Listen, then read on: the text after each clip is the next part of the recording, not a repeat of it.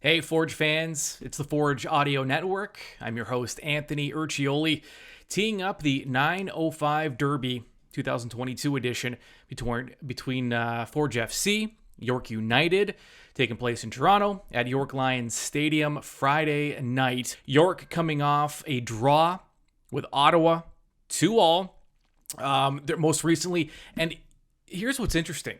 In 3 of York's first 4 matches, there's been a red card in the match. Twice that's gone against York. And that was the case against Atletico Ottawa in their last matchup. They did salvage the 1 point despite being served a red card. And before that, an impressive win over Calvary, 2-0. And then a draw and a loss before that. So York has shown what really this league has represented this season. A lot of it's you can call it inconsistency. You can also call it parity. I mean, the reality is 3 or 4 matches, red cards, it completely throws the game out of whack. And maybe it's not an accurate representation of what York is this season. So if we're looking at the one game that was played, 11-on-11, York beating Calvary 2-0 is impressive. Now for Forge, they of course are not coming off a match last week, an impromptu bye week. We'll get more into that momentarily. They were supposed to play Valor, a highly anticipated match against Valor. Did not go down due to some COVID issues. But before that, Forged that dominant 3-0 win over FC Edmonton at Tim Hortons Field. They had a draw against Calvary 2-2, also at Tim Hortons Field, and then that season opening loss against Pacific, which is pretty far back in the rear view mirror. So let's get back to that bye week that Forge had unexpectedly last week. And Captain Kyle Becker's thoughts on preparations and hitting the reset button and get ready for York. No, to be honest, it just is what it is. It's so far out of our control. I think the guys just sort of welcome the day off. It is what it is. It gave us a chance to kind of come in, have a competitive inter-squad match against each other, which is very good, and then have a deserved day off, which is always important in the season when you can take advantage of that time to continue to recover and get guys healthy. There must be just a bit of a different feel just with this season. Just you're used to playing so many games and traveling so much and more downtime, I guess. Does it feel just a little different this year than it has in the past few years? Yeah, it's a little weird when you think about it, how long it's been since we've had this normalcy and that proper preparation leading up to a game where you have that week to kind of come down from the previous game and then build up towards that next challenge. So it's welcome. So much parity in the league, and a lot of people just didn't expect it this soon. But you look through the schedule week in, week out, and you're just anyone can play with anybody, and I guess that's good overall for the league. Have you sensed, just you've been here from the start, that the parity is really starting to kind of close the gap? Yeah, definitely. I think anytime you have a professional league, guys are going to be very competitive. I mean, they're playing for contracts, they're playing for opportunities, they're trying to sort of create a name for themselves, and teams are going to want to win. Obviously, we kind of set a gold standard here at Forge FC, but we have some unfinished business that we wanted right from last year, and it's just kind of building off that. Yeah, your opponent this week is a good example of that parity. The impressive win against Calvary, some struggles maybe when they didn't expect it. But I know you're so used to the players and the teams by now. Are you expecting anything different from York, or is it pretty much the same club that you saw last season? We've played them a few times in preseason, so we're aware of the opponent. But as you said, they found a way to score goals. They're always going to compete. They're going to make it hard. Obviously, it's a home match for them, which they like playing at home. They like being competitive there. So we just got to go in and make sure we do the business. Now, the 905 Derby is that built-in geographical rivalry between York and Forge, but it hasn't really translated much on the pitch. Now, Forge head coach and technical director Bobby Smirniotis, not a fan of talking about things off the pitch. So I had to ask anyway about the rivalry with York. Well, the one thing I can say is they're always entertaining football matches. That's the way I look at it. Not so much of the outside noise and rivalries and so on. I leave that to all of you and the media and the fans to get involved in. For me, it's more important what's happening in the games. And the games, I think, have always been excellent. They've always been a tough team for us to play. Like with every year, there's changeover in squads and things change a little bit this year. York has a new coach, a different approach to how they go about the games, and I think that's what we're looking forward to most for tomorrow night. And with your club getting healthier now, you mentioned, I think last time we spoke, you said something like 90% approximately, but are you going to have some conversations with some players who, there's only so many minutes to go around, and just about making sure everyone kind of knows their role on the club? No, I think that's already done at the beginning of the year. That's not something that we reiterate. We work. The one thing I've learned, and the players who have been with me for a while know, and those who are new will find out soon, that all 20, 23, whatever amount of players we have on this roster, including development players, will play a role throughout the season. And we work with every single one of them day in and day out to be prepared for that. And as we get into this next stretch of games, we start going with we've got this game, we've got a midweek game, we go Sunday, and it kind of builds up a little bit over these next couple of weeks. So it's a good time for everyone to be healthy, and performance dictates what you do on the pitch. And I think the guys are well aware of that. Okay. Thanks, Coach. Thanks, Anthony. Next question will go over to Tiago Schwark. Go ahead, Tiago. Thanks, Nico. Hey, Bobby, how are you? Doing well. I guess I'm just going to go with the similar questions I asked in the previous pressers.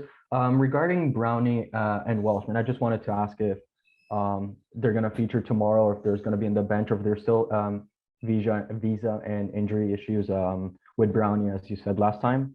And yeah, same for Welshman. I believe you said he had a knock or something. I'm not really sure. So I was just wondering. With Welshman, I think he's there. There's a good chance we see him tomorrow and slowly start picking up his minutes. And with Brownie, the situation is kind of out of my hands and a little bit unknown. So we continue to work with the guys that we have here, but we hope that Emery can get some minutes tomorrow. If it's not tomorrow, I think as of midweek next week, he starts getting into the lineup and start being an important part of this team. Awesome, thank you.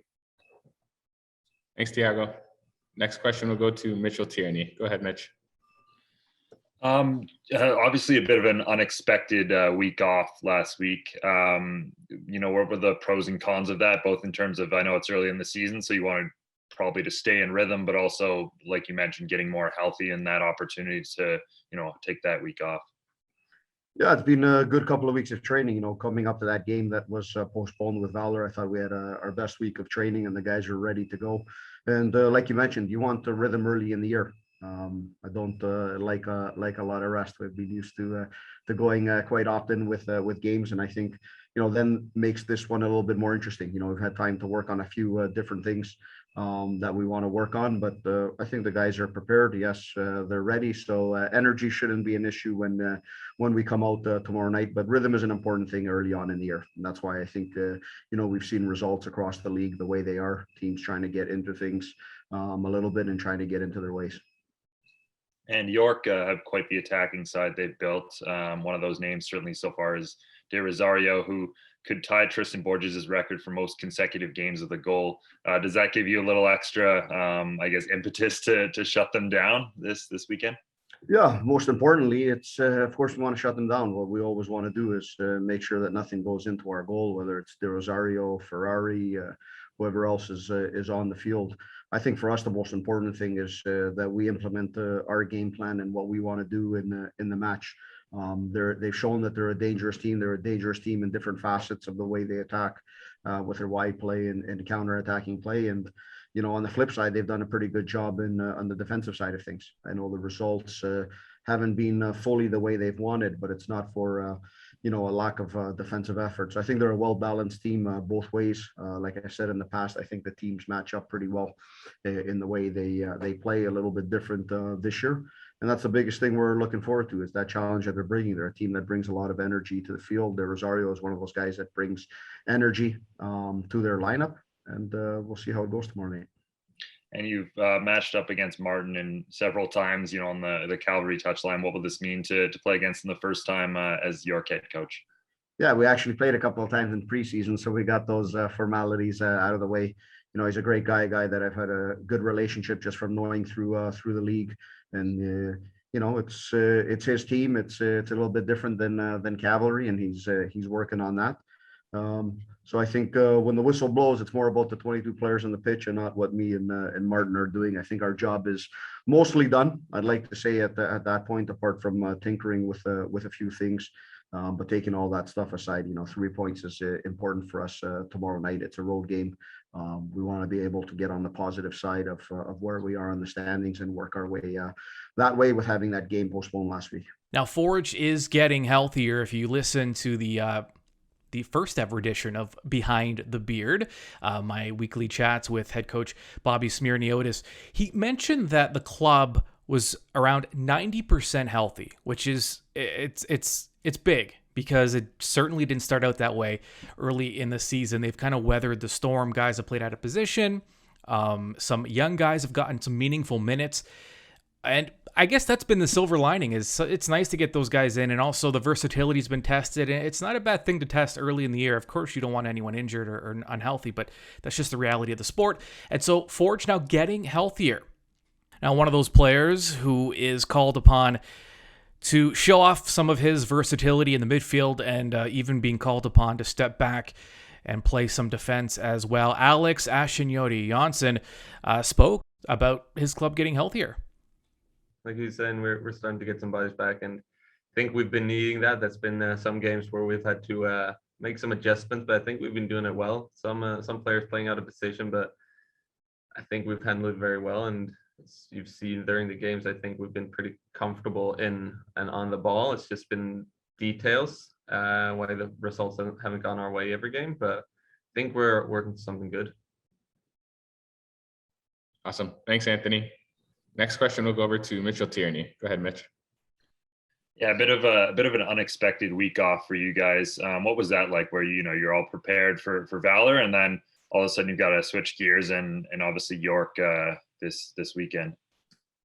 Yeah, no, it was a bit weird because you went home Friday and thought you were going to travel the next day, right? But instead you got the message that it's not going to happen at all. But I think we pushed harder in training during the weekend and got like our game fitness in anyway. So all in all, it's been, not that we needed it, but it's been a bit more of a like relaxation, and we can properly prepare for this Friday's game. And then we got a bit more intense schedule coming up with cup games and stuff. So if there was any time to have this little break, it could be good now that we're going into a period where it's going to be a bit more. And on the defensive side, Osaz Di Rosario could tie Tristan Borges' record for most consecutive games of the goal if he scores against you guys. Is that a little bit of extra incentive to maybe shut down York? I don't really think about that kind of stuff. I never want to concede goals, so that's all the incentive. That's all the incentive I need for not having them score. All right, the stage is set. 9:05 Derby Friday night. York United hosting your Forge FC at York Lions Stadium. Don't forget, keep it locked to the Forge Audio Network. Enjoy the match.